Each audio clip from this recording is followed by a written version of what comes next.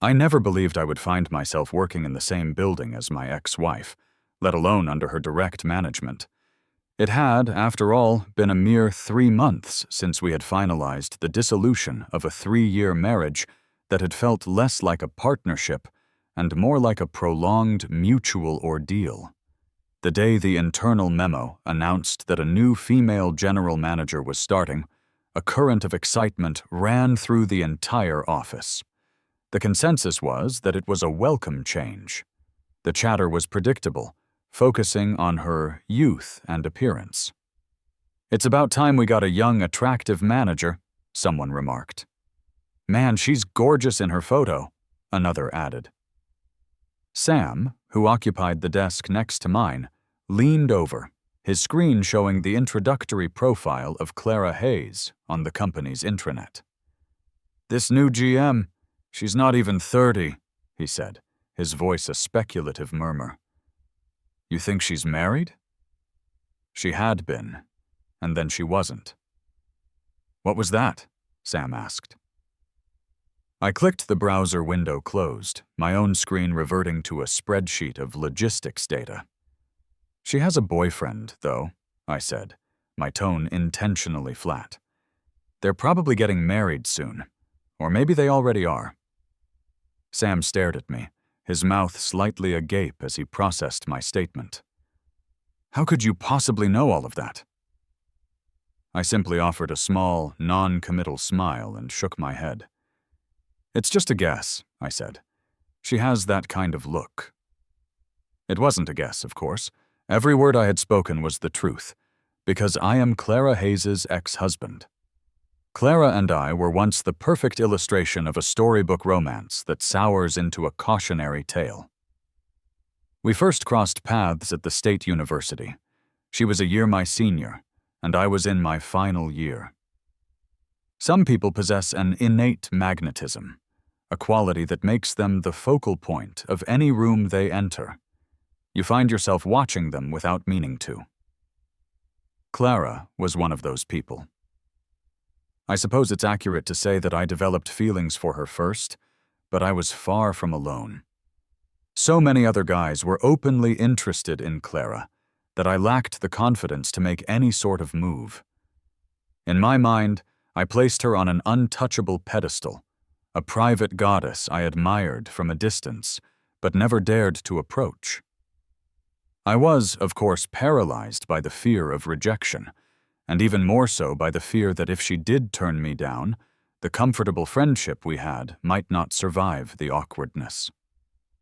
Then, one summer, we both found ourselves volunteering for a teaching program situated in a remote mountain village. The accommodations were basic and far from comfortable. One evening, a persistent leak began in the roof of my small room, and the program director instructed me to move my things to an empty classroom until repairs could be made. When I arrived, dragging my bedding, I found that someone else was already inside. It was Clara. The director must have sent her there for the same reason, to wait out the storm. For whatever reason, whether it was sheer exhaustion or something else entirely, she was sound asleep, her body slumped over one of the small student desks. I quietly set down my things and pulled out the chair beside her, content to just sit there and watch her sleep, the steady rhythm of my own heart pounding in my chest. The classroom was dark, save for the occasional flashes of lightning that illuminated the rain lashing against the window panes. In that quiet, charged atmosphere, I felt a surge of uncharacteristic boldness, and an idea formed in my mind. Slowly, carefully, I leaned in, moving my face closer to hers. Just as the tips of our noses were about to touch, a tremendous clap of thunder echoed through the mountains, cracking directly overhead. The sound jolted me back to reality, as if the thunder itself had knocked some sense into me. I scoffed at my own foolishness, and was about to pull away, when a slender but surprisingly strong hand pressed firmly against the back of my head. Clara's eyes slowly opened, and her gaze met my panicked expression. "Evan," she began, her voice low and husky with sleep. "What were you just about to do?" "Nothing," I stammered. "I wasn't going to do anything." I was caught, and I could feel a hot blush spreading across my face as I struggled to get her to release her grip on my head. But she held on, a faint smile playing on her lips. Then, without another word, she closed the small distance between us and kissed me. The shock of it was so complete that I forgot to even resist. It was a very light, almost tentative kiss. "But I wanted to," she whispered, echoing the thought I'd had just moments before. And with that simple act, Clara and I were together. She was a wonderful girlfriend. We spent 3 years together in college, with vague plans to remain in the city after we graduated. Then, seemingly out of nowhere, she received an incredible job offer from a well-known corporation located back in her hometown. She had never been truly passionate about a career in teaching, and this opportunity was the realization of a long-held dream. After giving it some thought, she took my hand one evening and asked if I would be willing to move back home with her. Clara's hometown was a world away from mine, both geographically and culturally. There was no direct train line, and the journey required a grueling 20-hour ride. My parents were vehemently opposed to the idea of me going with her. My father and I engaged in several heated arguments about it, but I was so deeply in love with Clara at the time that their words of caution were meaningless to me. I assured my mother that Clara would never let me down, a promise that in the end was broken by the very person I was defending. It was as if I was completely blinded by my feelings. Even after my father delivered his ultimatum, "If you insist on moving there to marry her, then don't ever come back to this house," I didn't hesitate. The moment I graduated, I packed a single suitcase and followed Clara to her hometown. She was there on the platform to meet me when the train finally pulled into the station. It was a snowy night, and I was wearing a thick down jacket against the cold. I ran to her and held her tightly, my eyes red with emotion as I told her I was there to stay. Her eyes were red, too, and she cupped my face in her hands, covering it with kisses. "Clara," I said later that night, holding her in my arms, "my parents are furious. Dad said if I left, he'd disown me. You're all I have now." She held me tighter in response. "Evan," she said, "let's get married. I'll be good to you for the rest of our lives." So, just like that, Clara and I were married.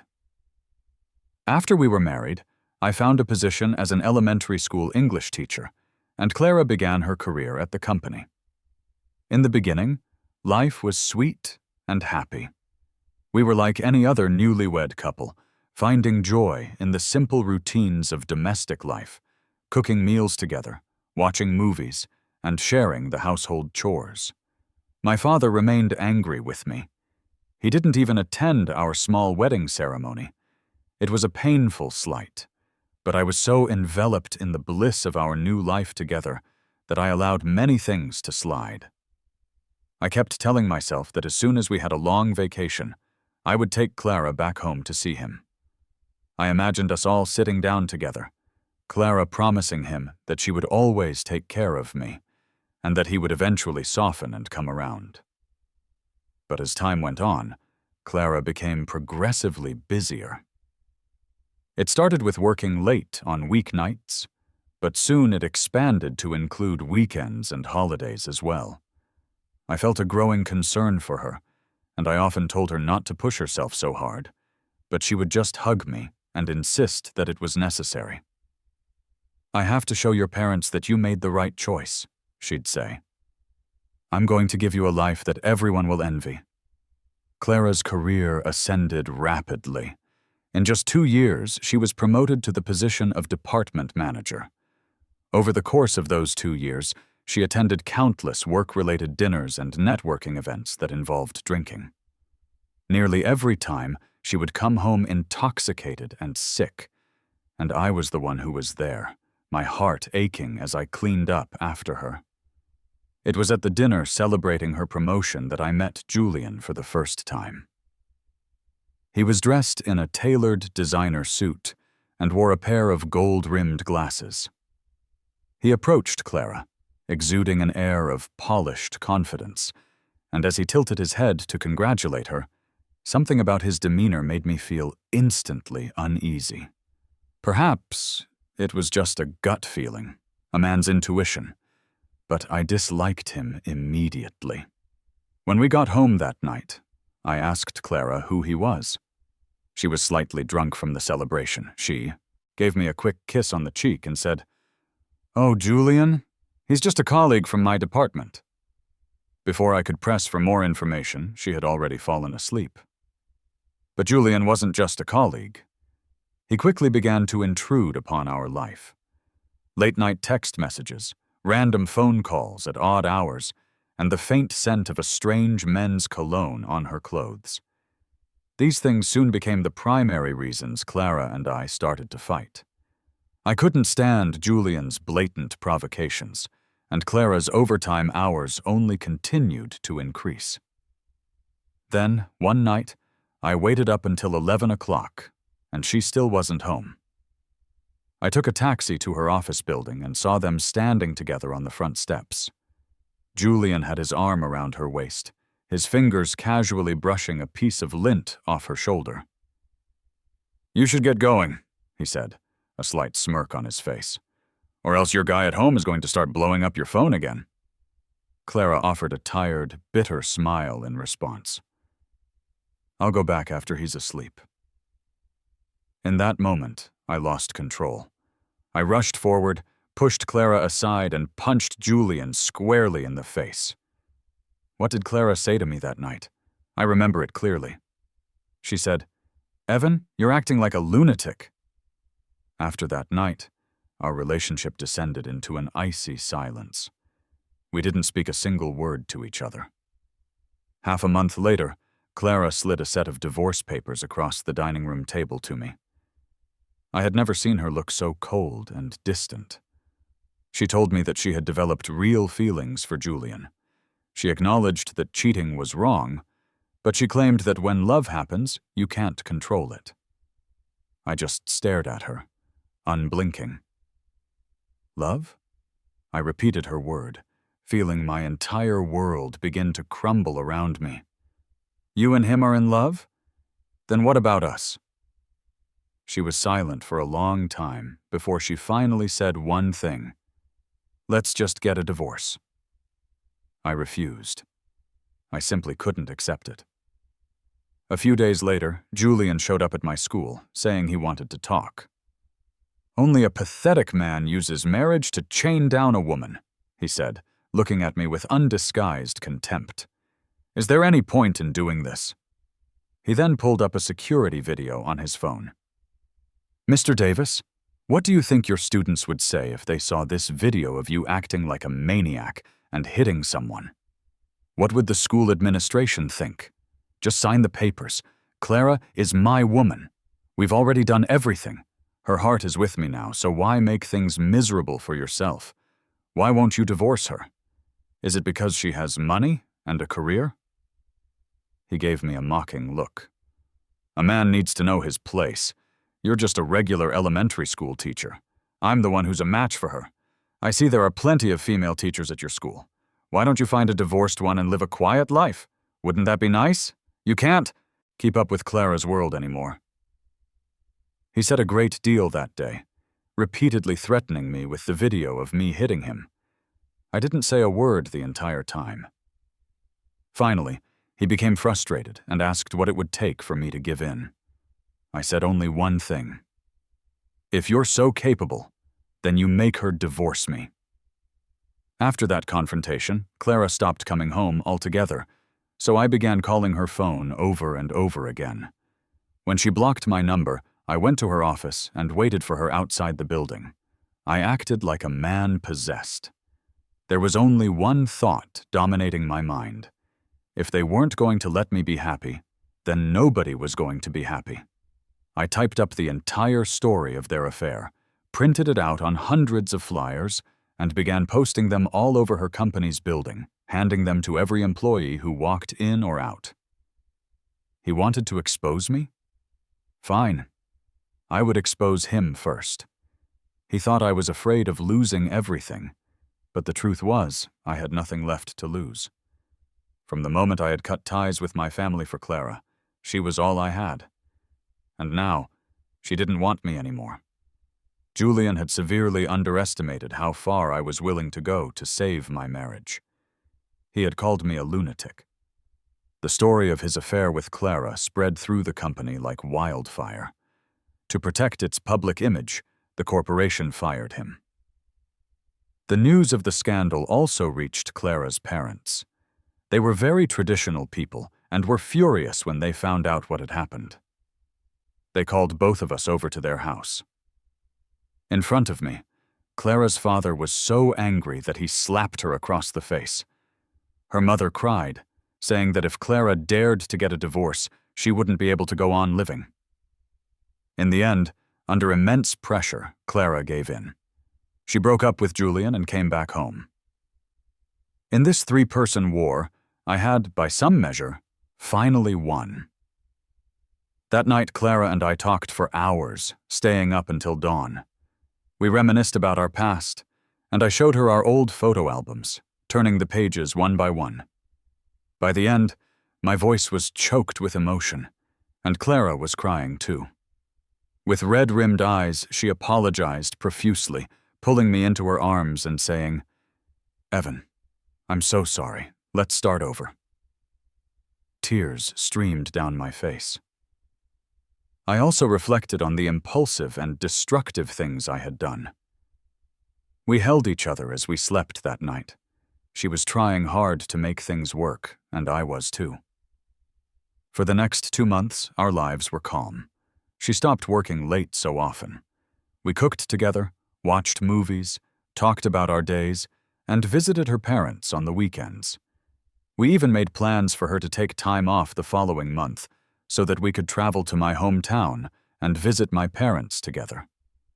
It felt like everything was finally getting back to the way it used to be. Until one night, she went to take a shower, and her phone, left on the bedside table, kept lighting up with notifications. I couldn't resist the urge to look. I picked it up and unlocked it. The contact name was simply the letter J. Just as I opened the message thread, the phone rang with a call from that same contact. I answered, and the person on the other end immediately hung up. My curiosity piqued. I looked at the screen and saw a string of recent text messages. "Clara, can you come over tomorrow? I miss you so much. I held the jacket you left here all night. I miss you. I really, really miss you. I don't want to sleep alone. This is so hard. Why can't we be together when we love each other? I've been thinking for so long. It's okay if you can't give me a title, but please don't leave me. I love you so much. I can't live without you. The job you found for me, I'll go, I promise. I know you can't divorce him because of your parents. We'll take it slow. We'll get through this together, okay?" Every sentence was filled with what sounded like genuine emotion. Every word seemed to speak of true love. When Clara came out of the bathroom, I was still standing there, frozen, holding her phone.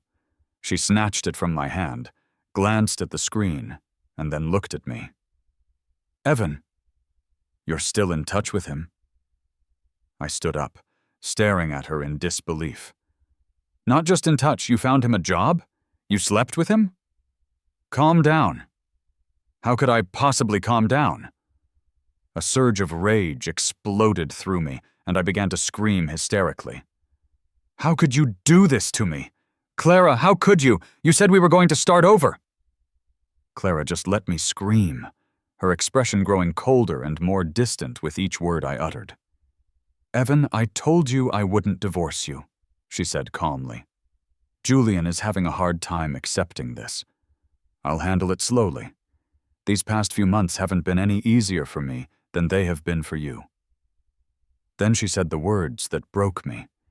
Can you just stop pushing me?" That night, I had been planning to tell her something.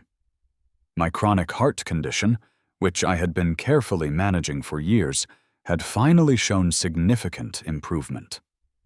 The doctor had said that as long as I kept my stress levels down, I might even become healthy enough to apply for a position I had always dreamed of, an overseas project manager role with our school district.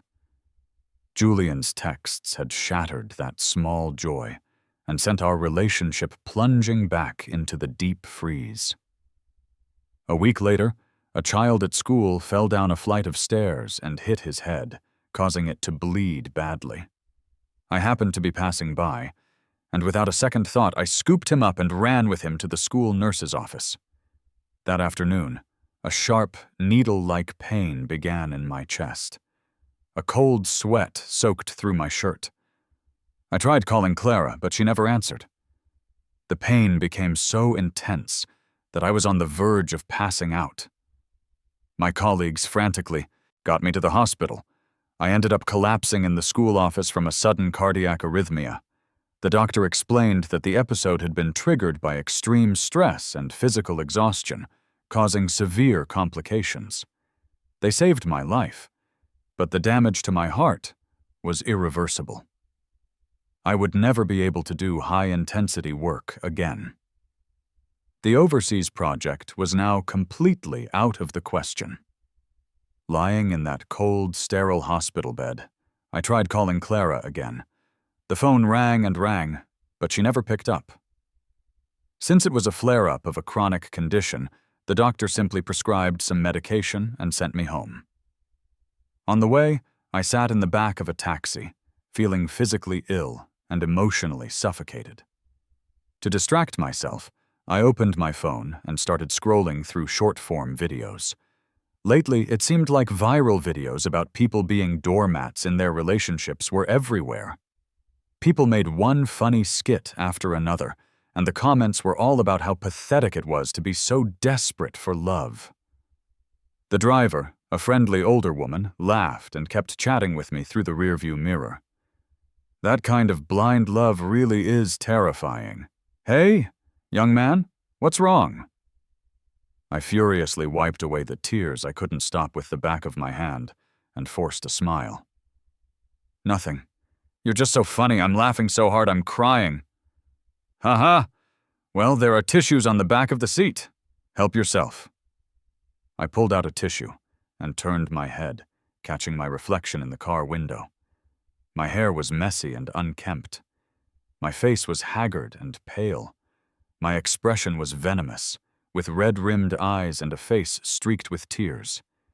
Was that really me? Was that the same Evan who had once won first place in the state dance competition, shining on stage? Was that the same Evan who was always positive, always looking on the bright side?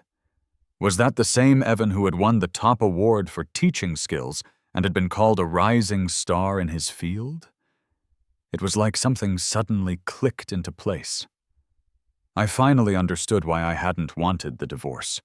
What I couldn't let go of, what I was clinging to so desperately, wasn't Clara anymore. It was everything I had given up for her. Thank God it was only 6 years. Thank God. Only 6 years. When I got back to our neighborhood, I saw them from a distance, hugging under a tree. Julian's eyes were red, and Clara was stroking his face tenderly. They kissed, lost in their own world, as if no one else existed. They didn't even notice me as I walked closer. Julian was crying as he kissed her. "She'll be home from work soon. I have to go, right?" Clara paused, didn't say anything, and just kissed him again fiercely. I watched them silently. My body ached, but my mind was surprisingly calm.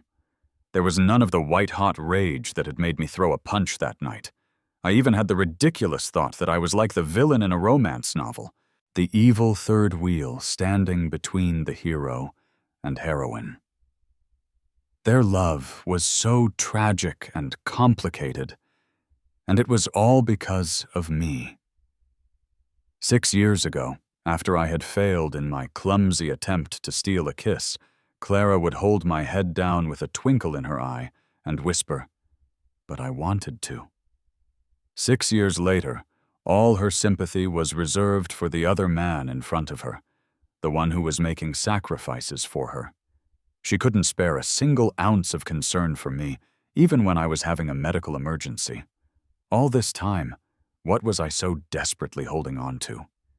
It was that first unexpected kiss on a rainy night, the sweetness of a mutual crush, the way I gave up everything to run to her in a snowstorm, the way she told me, "Evan, I'll be good to you for the rest of our lives."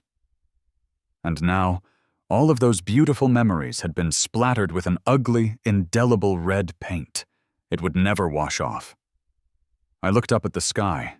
There were no tears. Suddenly, breathing had never felt so easy. I finally understood. Letting go, falling out of love, it really does happen in an instant.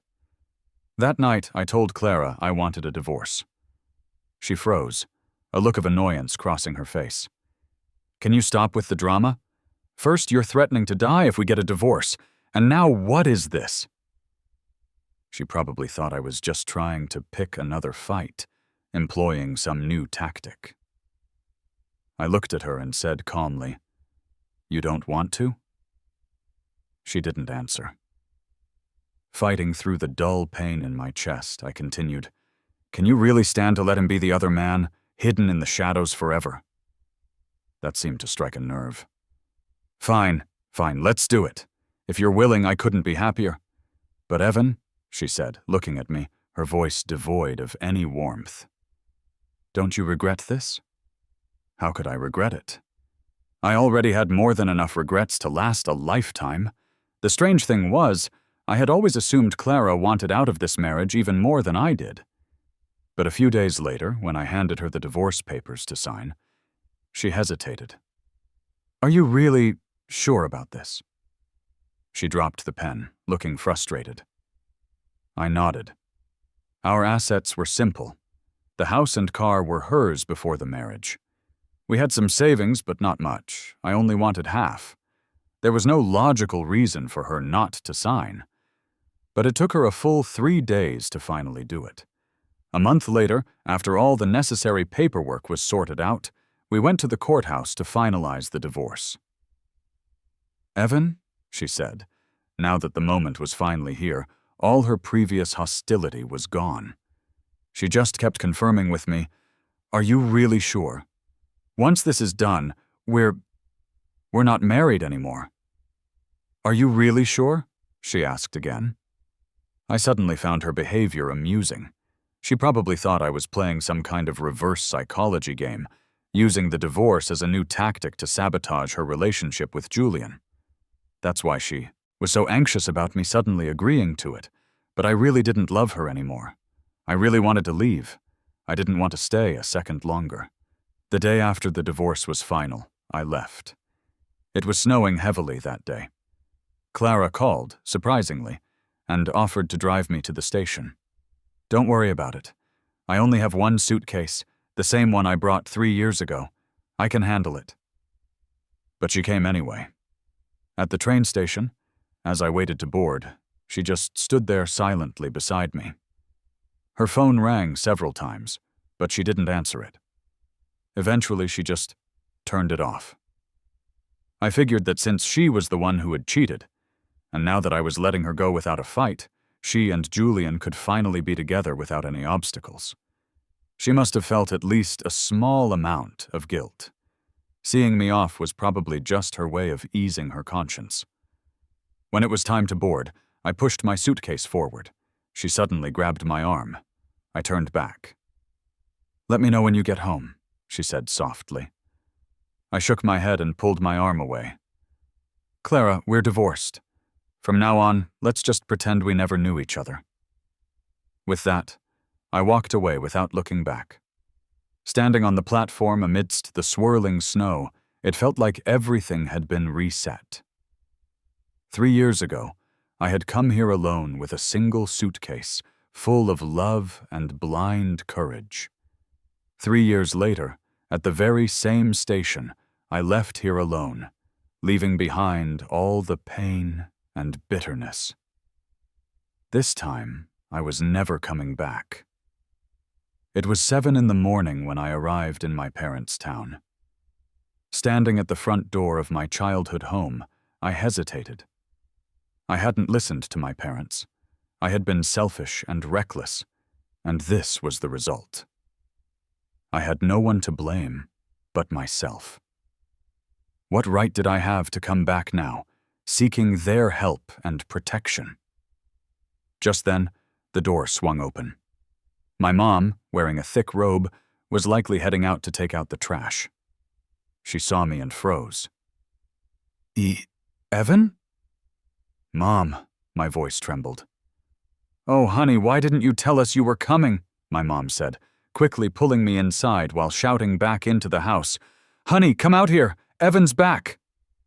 Why are you back all of a sudden? You're barely wearing anything. Look how cold your hands are. How long were you standing out there? Why didn't you knock?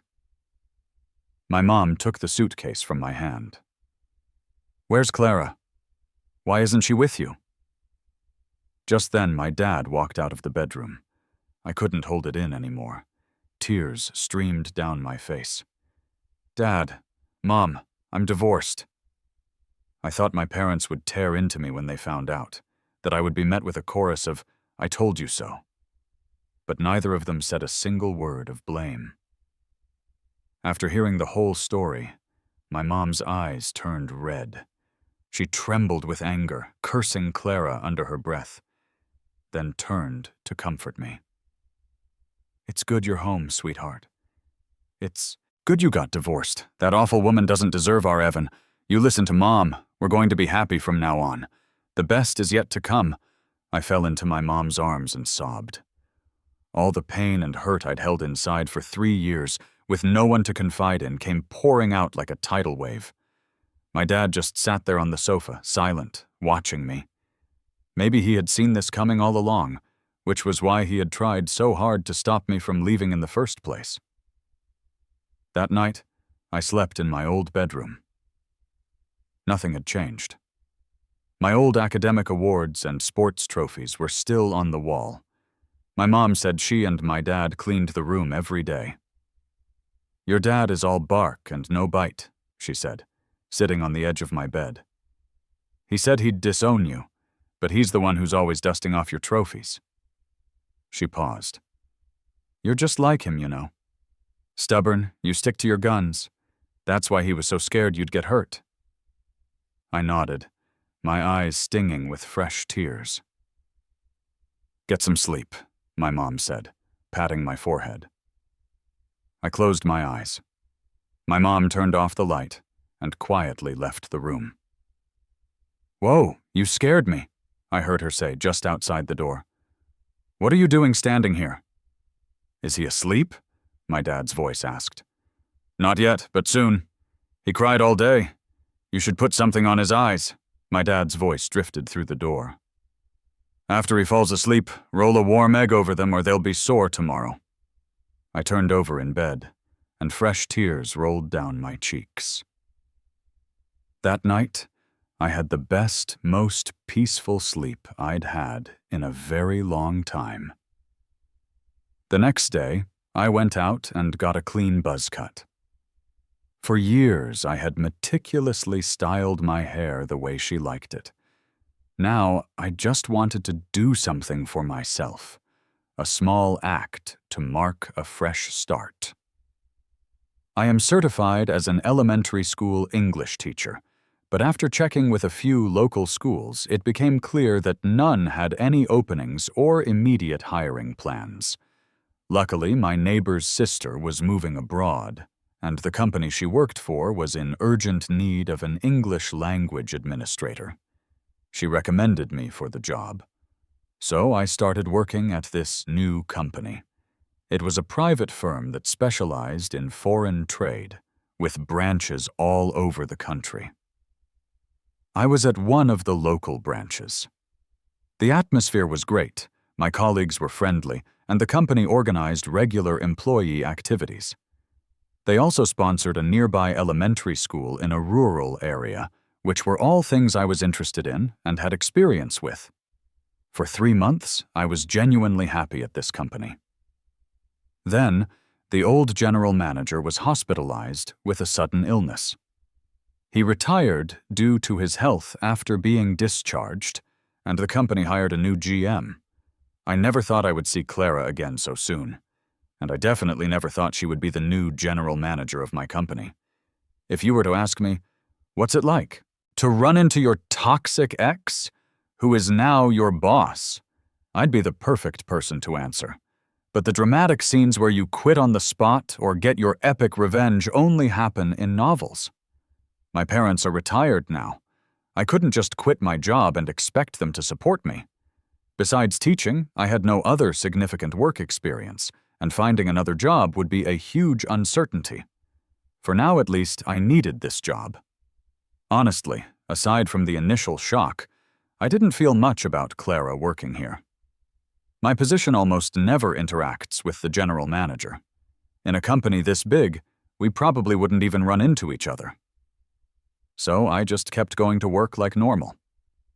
My mom, worried that I was still wallowing in the pain of my divorce, had been actively setting me up on blind dates for months. To put her mind at ease, I went to all of them. She was casting a wide net, though, so I sometimes met some real characters. But looking at it another way, it did add a little entertainment to my life. One day at lunch, I was chatting with my colleague Sam in the cafeteria, and he asked me how the dating scene was going.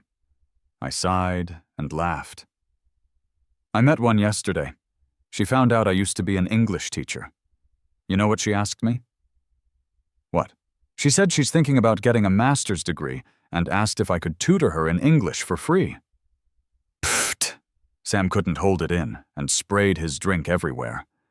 Just then, a group of people walked past our table, and one of them paused for a second. "What is wrong with people?" Sam said after he stopped laughing. "But seriously, if even a great guy like you gets divorced, I really don't get what your ex was thinking. What do women even want in a husband these days?" I just smiled and sipped my soup. Different strokes for different folks, I guess. "I get it," Sam said, clicking his tongue. "You get tired of plain white rice and want to try something different." He suddenly went silent. I looked at him, confused, and saw he had already shot up from his seat, looking nervous. "Miss Hayes." I followed his gaze. Our eyes met. Clara's expression was a mixture of surprise and something more complicated. She probably hadn't expected to see me here either. Sam was tugging at my sleeve. With so many people watching, I stood up too. "Hello, Ms. Hayes." She seemed taken aback for a moment. The people with her all started greeting her as well. The area immediately got noisy as people tried to get the boss's attention. I gave Sam a little pull, and we picked up our trays and slipped away. After that, I didn't see Clara again at work. A few days later was the company's semi-annual meeting. Besides the usual summaries and awards, each department had to prepare a performance. The department had already decided that I would perform a duet with a female colleague who also had a dance background. We were short on time, and it had been a while since I'd danced.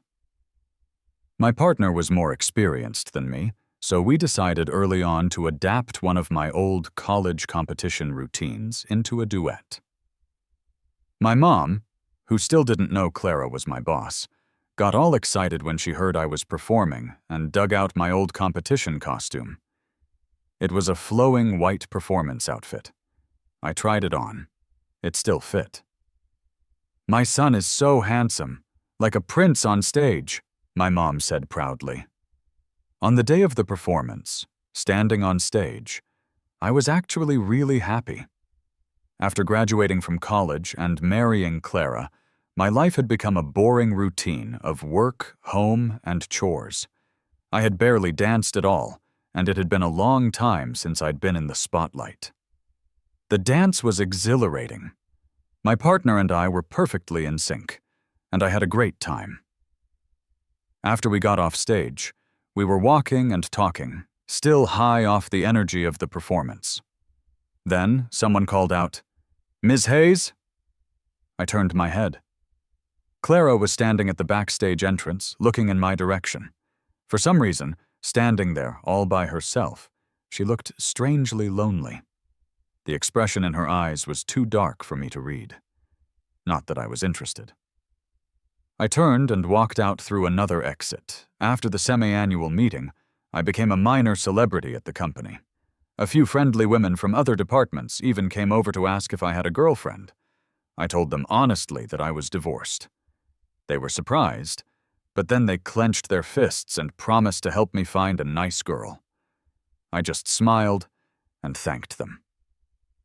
At the same time, I got some good news. The city was opening a new experimental elementary school in the development district, and they had just posted the teacher recruitment notice. A week later, the company organized another charity visit to the rural elementary school they sponsored. I had gone on one when I first started, and since my colleagues knew I had teaching experience, they recommended me again. I just didn't expect Clara to come along too. The kids at the school still remembered me, all crowding around and calling, "Mr. Davis, Mr. Davis!" I was thrilled. I handed out snacks, taught a short English class, and played duck, duck, goose with them in the schoolyard. I was the mother hen, and a male colleague was the fox. I was sweating buckets by the end. Exhausted and about to grab some water, I saw Clara, who had been talking with the principal, suddenly walk over. "You must be tired. I can take over for a bit," she said to my male colleague. He was stunned and just nodded dumbly. Our eyes met for a fraction of a second. I turned away and said to the little girl standing behind me, "Do you want to be the mother hen?" The little girl's eyes lit up as she shouted, "Yes! Mr. Davis is going to get some water. I'm leaving these little chicks with you now. You have to protect them, okay?" I smiled, waved to the kids, and went into the classroom. No one was there. I sat down, a dull ache starting in my chest. After my heart attack, I had rushed through all the divorce proceedings with Clara without getting proper rest. It had left me with lingering palpitations and chest tightness. The recent dance practice had been tiring. I'd stayed up late the night before preparing for my interview at the new school, and I'd just been running around with the kids. The pain was worse than usual this time. I didn't have my medication with me. I knew I wouldn't last until the afternoon, so I texted my colleague, the fox, and told him I wasn't feeling well and asked if he could drive me back early. He was a good guy and came right away to take me to the hospital in the city. Turns out, when it rains, it pours. The doctor also diagnosed me with acute gastroenteritis and said I needed an IV. I had no choice but to call my mom and ask her to bring my medical records from the past few months to the hospital. My parents arrived quickly, rushing around to pay bills and pick up medicine. I lay on the bed, my eyes closed, getting the IV drip. The infusion room was noisy. I'm not sure how much time passed, but when I opened my eyes, I saw someone standing by my bed. It was Clara. "You?" "Sam told me that you were in this hospital. I was worried, so I came." Sam was the colleague who had driven me here. "There's really no need for that," I said coolly. Clara was holding a sheet from my medical chart, her face pale. She looked more like the patient than I did. "Just now, while you were asleep, someone knocked your chart onto the floor. It scattered everywhere. I picked it up." She stepped closer, her eyes red, her hand gripping the paper so tightly it trembled. Her voice shook. Did we cause you to have a heart attack?" That chart was from last month when I came to get a refill on my medication. My past medical history was listed on it. "October 26th, she said, her voice strained. "The day you asked for a divorce, was it because your condition flared up that day?" Her hands were shaking. I reached out and took the chart from her. The old me might have been full of resentment, crying and telling her all about the pain of that day. But now, I had nothing left to say. No. My heart felt as calm as a lake without a single ripple. It was because I didn't love you anymore. I looked her straight in the eye and repeated, "Clara, it's because I don't love you anymore." Just then my parents walked in. They both froze when they saw Clara. Clara froze too. She opened her mouth and actually managed to say, "Mom, Dad." My mom was stunned for a second. Then her emotions erupted. "You heartless woman, what right do you have to call us Mom and Dad?" Tears instantly streamed down my mom's face. "We handed our perfectly healthy son over to you, and what did you do to him? Huh? You still have the nerve to show your face here?" She rushed forward to hit Clara. Get out right now." My dad grabbed her arm. My mom turned, furious. "What are you stopping me for?" My dad shook his head at her. "There are other patients here. You go stay with Evan." Then he looked at Clara and said in a low voice, "You, come with me." My dad and Clara weren't gone for long before I heard someone outside yell, "Hey, there's a problem out here! There's a problem!" I panicked and quickly told my mom to go check. She was gone for a while. It was the family member from the next bed who came back in first. "Oh my God, you have no idea. There was a huge fight out in the hall." My heart leaped into my throat as the person continued. "That older guy must be almost 60, right? He just walked up and slapped that young woman right across the face. It was so loud. They almost called security, but the woman said it was fine." In their vivid description, I learned what my dad had said. As he hit her, he yelled, "You have no right to call us Mom and Dad. I raised my son from the day he was born. I treasured him more than anything. I never let him suffer even the slightest bit. Did you think I raised such a wonderful son for you to trample all over? From now on, I'll hit you every single time I see you." Just then, my mom came back, helping my dad. "Why were you so impulsive?" my mom said, trying to calm him down.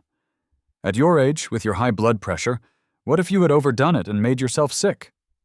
"She hurt my son. She's lucky I didn't kill her." He walked over and sat down on the edge of my bed. "Dad," I said, my eyes red. My dad nodded and took my hand. After a long silence, he said to me, "Son, you need to know that no matter what, your mom and I will always be here for you. That job, if you don't want it, just quit. We have our pensions, we have savings. Even if you never get married and never work again, we can support you. As long as we're here, you don't have to be afraid of anyone. Even if God himself came down, your dad would stand in front of you." The tears finally broke through. I threw my arms around my dad and sobbed. My dad was usually a man of few words and very stubborn. When I was a rebellious teenager, we used to fight all the time. But he was the man who loved me most in all the world. After I was discharged, I rested at home for 2 weeks. Clara came by twice. Of course, she never made it past the front door. A few days later, the company's employee union sent over a bunch of nutritional supplements and a home heart monitor. I knew it was Clara's doing. Maybe, belatedly, she wanted to make up for the damage she had caused. The day before I went back to work, I got a text from an unknown number. "Evan, have you no shame? You're divorced and still trying to harass your ex-wife." It was followed by a string of vile insults. The number looked familiar. My parents called me from the living room to come have some homemade, chicken soup. I deleted the text and blocked the number. When I got to work the next day, I found out Julian was there too. "I can't believe Ms. Hayes was married," Sam whispered to me in the break room. "Last week, her boyfriend showed up at the office and brought fruit for every department." He lowered his voice. Felt like he was marking his territory. Yesterday, someone from the admin office heard them arguing in the GM's office with the door closed. They said the guy kept yelling something like, "Why do you still care about him?" He also added, munching on sunflower seeds, that this Julian guy was the other man. Ms. Hayes was married, and he was a colleague at her old company. He broke up the marriage, and the ex-husband even came and made a huge scene. It was a big scandal, and the company fired him, but he's clearly got game. The ex tried everything to save the marriage, but Ms. Hayes still divorced him. I heard they only officially started dating recently. Apparently, the reason Ms. Hayes left her old company was because of all the gossip after she got with him. That's why she transferred, and it just so happened our old GM got sick, so she was assigned to our branch. He clicked his tongue. See? Women always fall for the bad boys. I just smiled and didn't say anything. After work, I didn't go straight home. One of the women from the next department had set me up on a date, and the woman was coming to meet me downstairs. Her name was Sophie, an art professor at the local university. I had just gotten to the parking garage when someone grabbed my arm. I turned around. It was Clara. She was out of breath, looking at me with concern in her eyes. "You're back at work? Are you feeling better?" I froze for a second, but before I could answer, a sharp male voice came from behind us. The hand Clara had on my arm was violently yanked away. "Well, if it isn't Evan," Julian said with a smirk, linking his arm through Clara's. "Long time no see." Clara's face was stiff, her expression grim. "I hear you were sick for a while?" His voice dripped with sarcasm. "What's the matter? The old trick stopped working, so now you're playing the frail victim after the divorce?" "Julian," Clara said in a low, warning tone. "What are you talking about? Evan is an employee at my company now." "An employee?" Julian burst out laughing. "What a coincidence. I used to be an employee at your old company. You have so many employees now. Is he the only one who's so fragile? The only one with so much drama? Have you forgotten all the disgusting things he did to keep us apart? He's just trying to get your attention again." "Julian," I cut him off coldly. "Watch your mouth. Clara and I are divorced. This has nothing to do with you two. I have no desire to see either of you, so please stop bothering me." I took a step closer. "If you insist on bothering me, I have no problem letting everyone here know what you two did. You know I'm capable of it." Julian was stunned for a moment, as if he couldn't believe it. Then his voice rose. "Are you kidding me? I'm Clara's official boyfriend now. What right do you have?"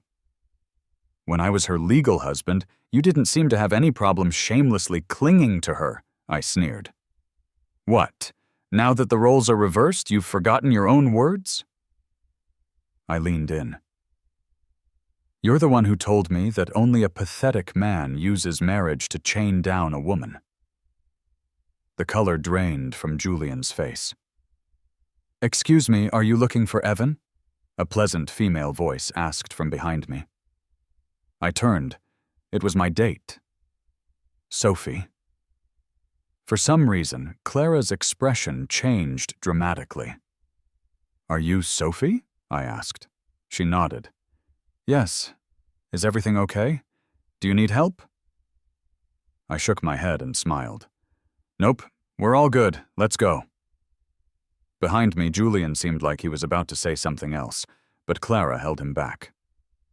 I ignored them, didn't even glance at their faces, and got into Sophie's car. After that soap opera in the parking garage, I had pretty much given up on the date having any potential.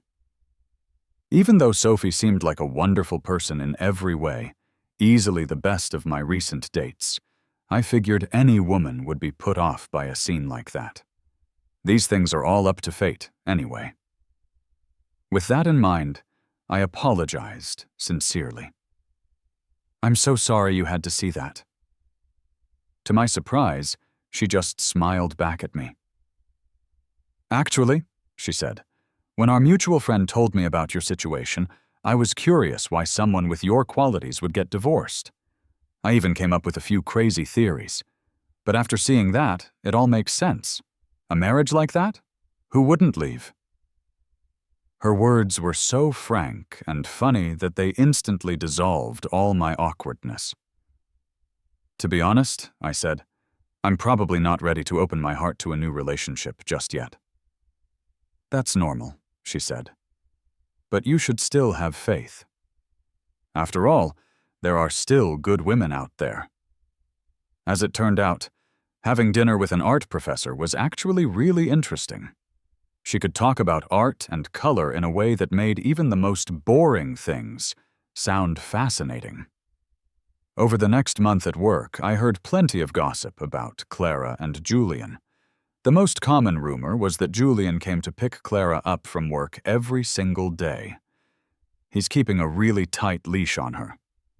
Well, you can understand it. He got with her while she was married to someone else in the same company. Now that he's about to be the official guy, of course he's going to defend his territory. I overheard another conversation. I heard he's also using his kid with his ex-girlfriend, Sarah, to manipulate Clara emotionally and financially. That's why he's so clingy.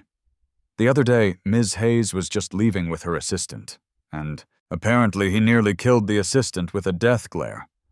Whoa, I thought that girl had a boyfriend. Must have been a misunderstanding. Totally. I heard they got into another huge fight about it later. I listened silently, finding the whole thing a bit funny. Back when I loved Clara and refused to divorce her, they were a united front, so deeply in love they were willing to die for it, with me as the obstacle in their path to true love. My resistance only made them more determined, pushing them to defy all morals to be together. But now that I had exhausted all my love and obsession and truly bowed out, these two passionate lovers were walking the same miserable path I had. The once confident Julian had become just as ugly and insecure as I had been. I wondered if this was the life they had imagined for themselves. Clara continued to send me various supplements for a few months, under the guise of the employee union. Eventually, word of this got back to Julian. One evening, I was working late, finishing up some documents. When I left, I ran into Clara at the company entrance. She seemed to hesitate for a moment before walking over. "How have you been lately?" I was silent for a moment, then said, "You can tell the union to stop sending things." "They're from me, personally," she said. "I was afraid you wouldn't accept them, so I said they were from the union." I sighed. "Clara, what's the point? I want to make it up to you. If you feel even a shred of guilt about my health, then please never disturb my life again." She stood there, stunned. People are so strange. She was the one who fell for someone else, the one who kept pushing for a divorce. And now she was endlessly trying to compensate her ex-husband. The sharp clack-clack of leather shoes approached. I didn't even have to look to know who it was. "Evan?" Julian rushed forward, an I-knew-it expression on his face. "Have you no shame? So what if you have a bad heart? That was ages ago. You deserved it. If you had just agreed to the divorce sooner, you wouldn't have gotten so worked up that you had a heart attack. You're divorced, but you're still using your health to get Clara's attention, to make her feel guilty. Playing hard to get, right? You think Clara can't see through your disgusting little tricks, but I can. How can you be so vile?" With that, he raised his hand to hit me. I instinctively moved to block it, but someone else was faster. "Stop!" Sophie said, grabbing his wrist, her voice cold. Smack! I swung my other hand and slapped Julian right across the face. Julian froze. Sophie froze too. "You hit me?" he said, holding his cheek, dazed. "You hit me? How could you hit me?" "No reason," I said calmly. "Felt like it, so I did. It's not like I haven't done it before."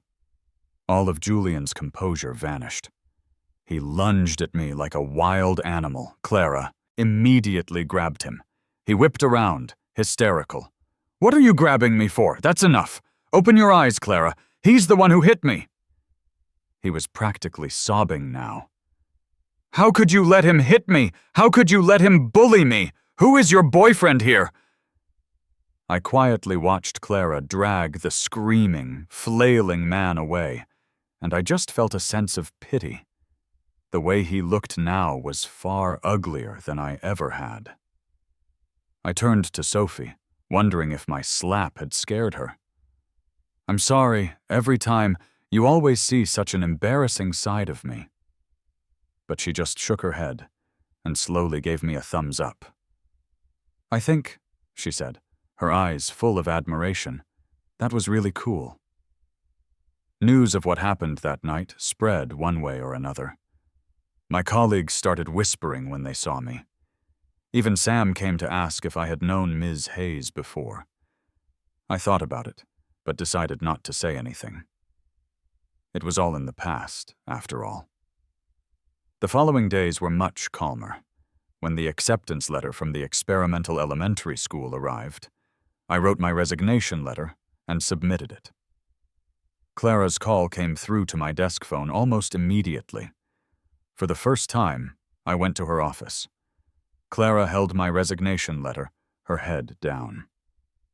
"If this is because of Julian," she said softly, "don't worry. He won't bother you again. You don't have to quit." I shook my head. "It has nothing to do with him." "If it's because of me." She looked up. "Evan, I did things that hurt you. I've been thinking a lot lately, and I just want to make things right." I sighed. "Clara, maybe there are some things I didn't make clear when we got divorced." She looked at me, confused. "It's okay. I'll say it again right here, so it's perfectly clear. Throughout our relationship, I was always the one giving things up for us. You never had to sacrifice anything. When things come too easily, you don't value them. It's normal, and you have no idea, nor will you ever understand, what I actually gave up for you. Did you ever stop to think that when I married you and moved to a strange city, I didn't know a single person? I came there for you. You were the only one I could rely on. When you promised forever, I believed you. I thought it meant forever. That's why I couldn't accept it when you broke your vow. Why I fought so desperately to get you back. But you did everything you could to push me away so you could be with Julian. In that long, three-way tug-of-war, I exhausted every last bit of love and devotion I had for you. To this day, I can't bring myself to wish you too well. I don't need your guilt or your apologies. I just want to never see either of you again, and I want you to stop interfering in my life." After I finished, Clara lowered her eyes and was silent for a long time. Finally, she looked up, her eyes rimmed with red. She said, "I understand," after leaving the company. I started my new job at the experimental elementary school. I was back in front of a classroom, doing the work I loved. Every day was fulfilling. Sophie and I started spending time together as friends. As we talked, we discovered that her dad and my dad had actually been colleagues for a while before they retired. Sam and I kept in touch. According to him, after I left, Clara stayed at the company for another 6 months before being transferred back to the head office. The last time I saw Clara and Julian was in Hawaii. During winter break, I decided to take my parents on vacation to Hawaii. Coincidentally, Sophie and her parents went every year, so we planned to go together. It would be a perfect chance to get a card game going over there. I guess some people are just destined to cross paths. I was on the beach wearing a big straw hat, buying some seashell jewelry, when I saw Clara and Julian again. They were clearly on vacation too, but neither of them looked happy. "Why did you add her on WhatsApp?"